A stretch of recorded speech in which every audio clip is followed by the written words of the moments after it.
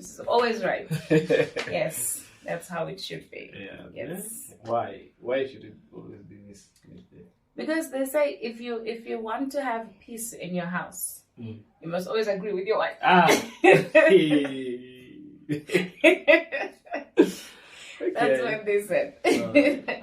That's what they said. But anyway, so okay, so the reason for this video, hi everybody, and welcome to my YouTube channel. I haven't done this in some time, and of course this is also officially my first time for you guys to see my king. So welcome, Mr. Eugellion, to my YouTube channel. So yes, I have two scenarios that brought me to my current situation where I'm at now. Number one, I was from the shop and I had my 10 kg bag of Millimol and I had a set of eggs, you know, those ones that are 48 in a bag, and I had a plastic. And I'm coming from work, so I have this bag, this backpack, which has my laptop and all of that and everything, and it's quite heavy.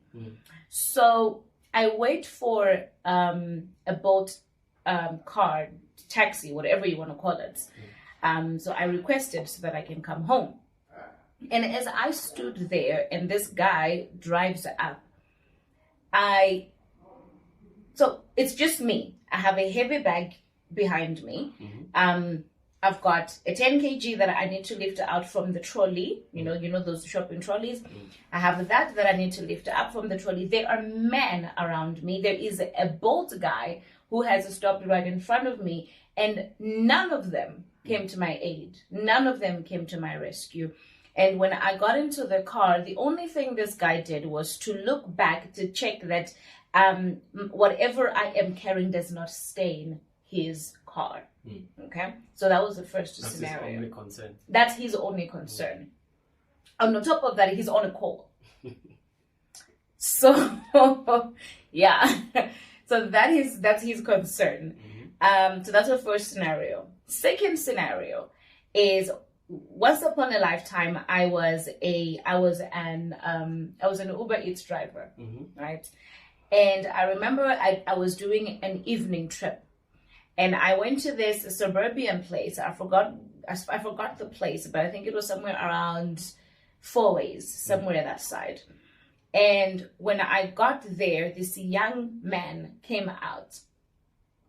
And me being the Uber Eats driver, you would expect me to get out, and then go and get the food and then give to the guy. No, the guy came to my door. He opened the door for me. This is a young man. Wow. He opens the door for me. I get out, then I go to the back of my car. I open the bag. I give him his food. He doesn't leave immediately afterwards. He actually allows me go back to the front seat. I get in, and he closes the door. Wow.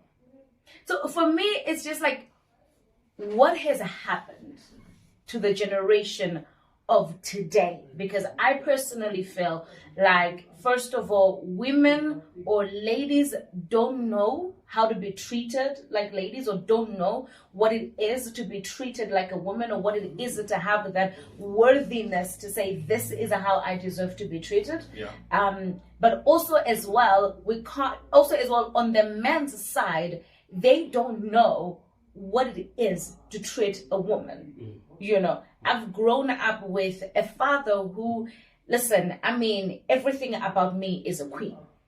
He treated me as a queen. When we are talking, he would listen to me. He would make sure my safety first. I've grown up in that state where I know that a woman is not a breadwinner, which is another thing. A woman is not a breadwinner. The man is, right? And a woman is supposed to be treated in a certain way, supposed to be spoken to in a certain way. No matter how many characteristics we might have, like a billion of them, but my father never made me feel like I had a billion characters. He made me feel like I'm a woman worth of everything great and everything good and everything gentle and everything elegant. So I'm just looking at those two scenarios and I'm just, what is going on? Well, I won't speak much about other communities or rather other races, like white people or Indians. But I'll speak much about black people because I'm a black person. Right. And I grew up in a black family. I had a relationship with a black father. Right. So what I've noticed, not just with my father, but with a lot of fathers out there. I remember at one time I was talking to my brother. I was like, I wish in this Abed, you know this Abed? In South Africa we have this school for the elderly. Oh yes. Abed, yes. And I said, I wish in this Abed, some of these lessons they can just, squeeze in parenting 101. Oh wow. Because honestly speaking, our parents have failed, or our parents are failing big time when it comes to parenting. And of course, you can't blame it on them. Their parents never taught them, never did any impact to their lives. So it goes on and back and back and back. When you made an example of the young guy, of course he's a white guy, right? Yes. And we're not being racist here, it's fact. You look at white people, they have this model of a family where I was watching a video today, and it was a father, a white guy. He was teaching about, I think, his 8-year-old son to drive a truck. Oh wow. An 18-wheeler. Just to drive it forward, not to reverse and all that. Okay. Because that's very complicated. He was teaching the son how to drive. It was a very beautiful moment. And the son ended up saying, I love you, Dad. And he said, I love you too. Now, these are words that are very hard to come out of a black child to his father. Right, yes. Believe you me, even if you're watching here, just remember the last time you said to your father, I love you, Dad. It's very difficult. Listen, even to the father himself, to say to the child, listen, son, I love you. You can just see, we have developed a skill as black people to see that my father loves me because of this, because of the rebuke, because of the advice and all of that. I can see the love. Even a simple word to say, I miss you. Instead of them directly saying, I miss you, they'll be like, you hardly come around there When anymore. are you coming back? When are you coming back? You don't even take up some, this. Exactly. So there is this wall, there is this solid concrete wall between fathers and their sons. Fathers can't tell their children, I love you. Children can't tell their fathers, I love you. We grew up in a way that there was a certain understanding, I don't know where they learned it, where the father has to be a monster in order to be respected by the children. Wow. You understand? Wow. So you are afraid of even telling your father that I have a girlfriend. You're even afraid of telling your father that there's a girl that I like somewhere. You know there's going to be a belt that's going to be drawn out and you're going to be shambled. But what is happening, years and years of that has resulted in lack of responsibility in our men. Okay? What I mean by that, the reason you can compare white families and black families, even if they are poor. Listen, I've been to the poorest places in Rodiport where there are white people there. But the family values are preserved. They are poor, but they preserve their family. So it's not about the economic status here. Wow. Okay? So even if you compare, you look at them, you look at a young white boy. Of course, when he gets to a girlfriend, when he gets to a girl, when he proposes, he says, I want to spend the rest of my life with you. Right? A black guy, when he goes to a white girl, listen, I like you, I want to vibe with you. It's all about vibe. It's all about moments. You understand? I was watching this video on TikTok. This young girl said, white people, tell me, what ghost do you use? What motives do you use? Why do your relationship last long? And somebody answered and said, I'm not a white guy, but I'll tell you this. White people, they are not focused on vibes. They want to build relationships. They want to do something that lasts forever. As opposed to us black people. And you go to the black communities, it's single mothers everywhere. The father, the boys, every boy child, almost every boy child, has a mentality that at this certain age, I need to impregnate a girl and run away. I remember one time I was in the village. One guy came to me.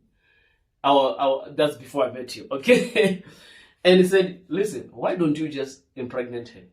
The government will take care of it. Impregnate her and just move on. And by the government, they mean that the grant that is... They need the SASA. Oh, goodness. And I was like, to me, it's a foreign thought, honestly speaking. That I thought the guy was bluffing, but the guy was serious. Wow. So it has become a normality. Why? Because there is lack of responsibility. Fathers have neglected. I'm talking even fathers that were present in the lives of their children have neglected the responsibility to raise the child, to say, this is how life should be. This is how you treat a woman. This is how you do. The family should be like this. You should provide for your family like this.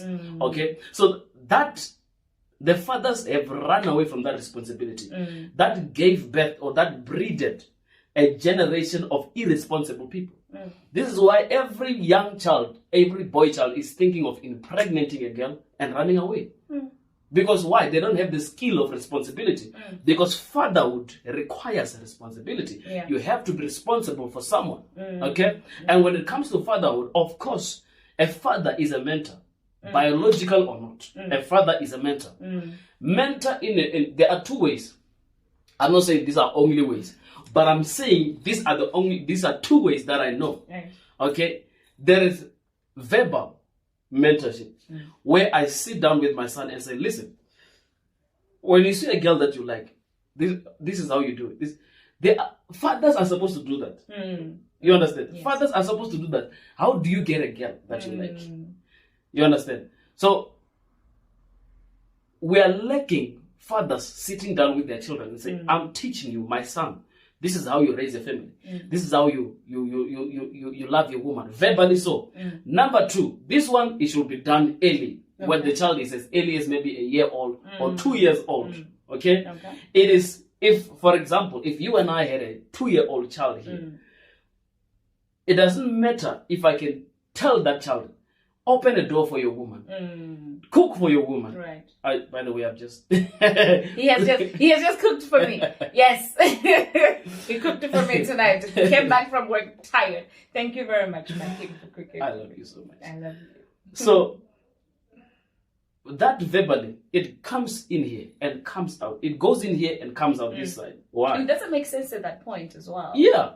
It doesn't make sense. You can't tell a child to open a door for a